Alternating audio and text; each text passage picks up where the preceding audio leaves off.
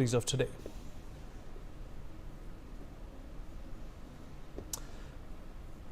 All right, well, Prime Minister Modi has departed Sri Lanka and has reached Tamil Nadu, where he will inaugurate the Pamban Bridge, India's first vertical sea lift bridge, an engineering marvel built to both allow fast train connectivity between Rameshwaram Islands and mainland India, and also the passage of large vessels. The Pamban Bridge is a connectivity boost to India. Prime Minister is inaugurating the bridge on the occasion of Ram Navami, after which he will launch projects worth rupees 8,300 crores for the people of Tamil Nadu, is what we are learning. Well, PM Modi has also offered prayers at the Sri Arul Migu Ramanathas Swami temple after he inaugurated the Pamban railway bridge. Manohar Keshri, my colleague, is joining us at this point in time to give us more details about this. Manohar, अगर आप मेरी आवाज सुन पा रहे हैं?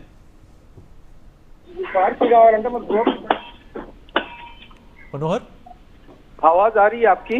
मनोहर, बड़ा programme प्रधानमंत्री का और तमिलनाडु में 8,000 से ऊपर के प्रोजेक्ट लॉन्च किए गए। तमिलनाडु खैर एक ऐसी भी जगह है जहां पर एक सियासी कह सकते हैं थोड़ी उथल पुथल देखने को भी मिली है पिछले कुछ दिनों में। देखिए, बिल्कुल, और उसी कड़ी में अगर आप देखें तो प्रधानमंत्री नरेंद्र मोदी और बीजेपी का मिशन तमिलनाडु भी शुरू हो गया है। आज रामनवमी का दिन है। प्रधानमंत्री नरेंद्र मोदी पूजा अर्चना कर रहे हैं। इससे पहले श्रीलंका से डायरेक्ट मंडपम पहुंचे और वहां पर उन्होंने न्यू पम्बन ब्रिज को हरी झंडी दिखलाई है। उसके साथ साथ अगर हम कहें तो एक जहाज और एक नई ट्रेन जो रामेश्वरम से ताम्रम की ओर चलेगी, उसकी भी हरी झंडी उन्होंने दिखलाई है। और इसका बहुत ज्यादा अगर देखें तो इम्पैक्ट जो है तमिलनाडु वासियों को, देशवासियों को पड़ेगा। और साथ ही साथ जो न्यू पम्बन ब्रिज है, न्यू पम्बन ब्रिज जो है न सिर्फ इंडिया में बल्कि पूरे एशिया में पहला जो है सो वर्टिकल सी रेल ब्रिज बनकर के तैयार हो गया है, जिसपे आज से रेल सर्विसेज भी शुरू हो गई है।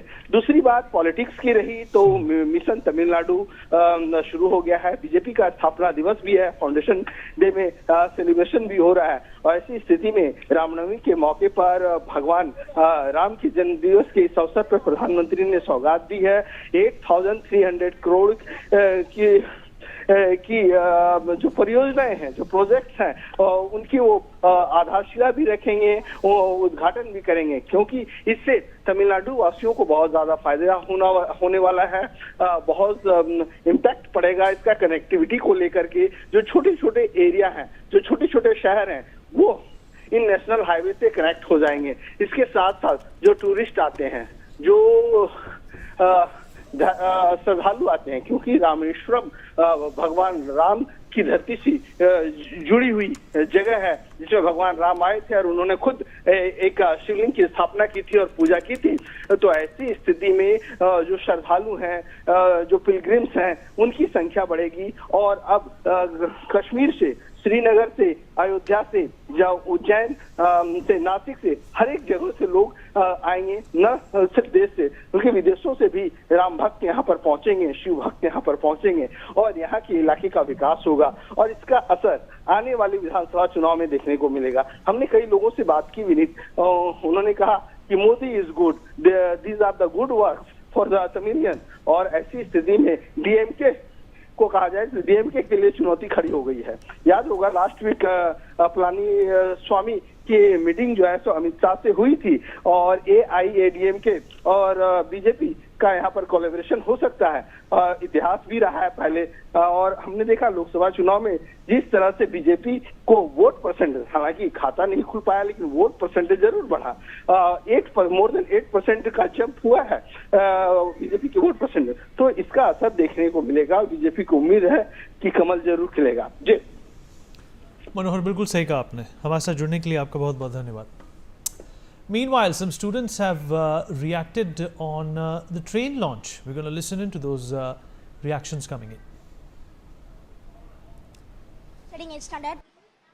I'm so excited in this tour. I think it was a tour, but it is a visit of Pamban Bridge. It's so beautiful. And Miss Kritik Vel. We are from Madurai, SRWW Matriculation School. We are going to see bridge, Rameswaram bridge, inauguration function. We see Modi ji. Very excited and happy. All right, well, as the death toll in Myanmar earthquake crossed the 3,000